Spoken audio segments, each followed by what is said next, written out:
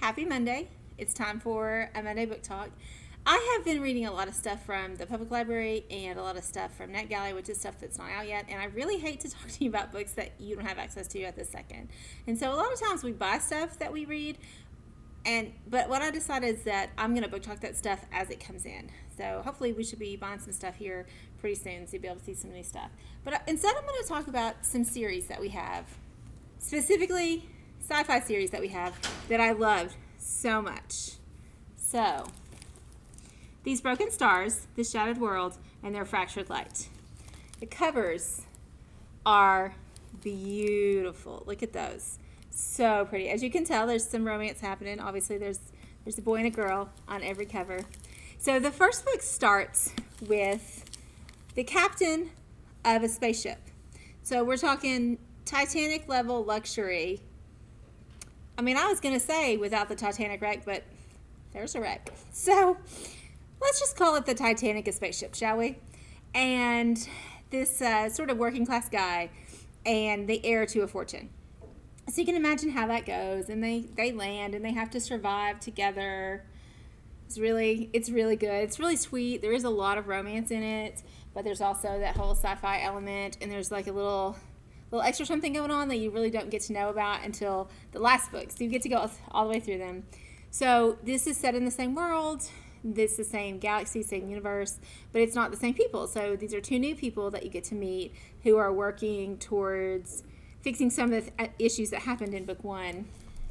And then the third one, again, new characters, but it reaches back. And so the first two sets of characters are also in this book, and they deal with the whole space travel and what they find in space. It's really, really good.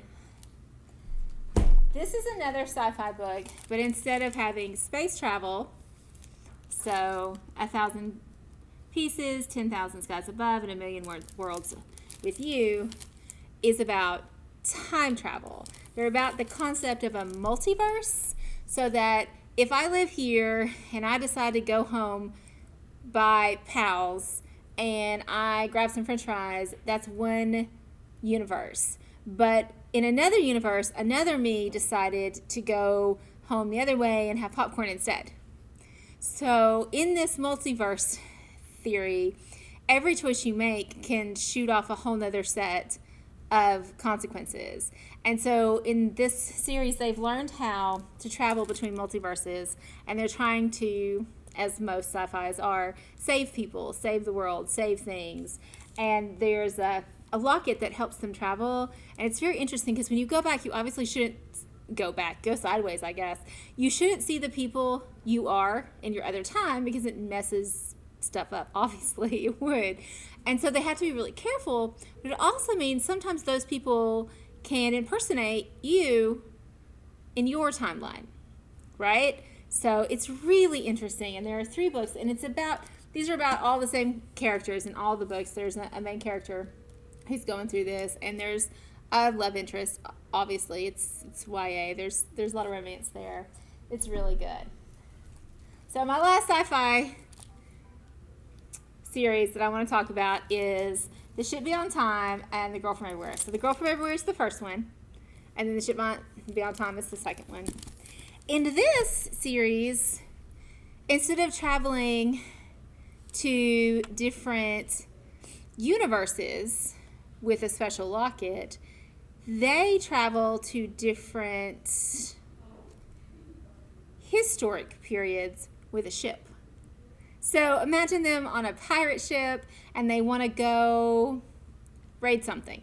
Say the Library of Alexandria is burning down, and they're like, I bet you I could fetch some scrolls from there and make some good money in this timeline if I had some of those scrolls. So basically that's what they're trying to do. It's a girl and her father, and the father's the one who navigates them. He needs a map of the time and place he wants to go, and he can get them there. So that's why it's the girl from everywhere, because she obviously was born in one place, but then she travels everywhere. And then The Ship Beyond Time follows her on her next set of adventures. There is a romance in there. It's probably not quite as big as in the other two, but it's really good. I am a fan of both time travel and multiverses, so you can imagine that these books were big hits for me. But if you guys are interested, please come check them out. They have just been sitting there so lonely on the shelf for some time now, and they would love to go home with someone new. Have a great Monday, and we'll see you guys on Thursday.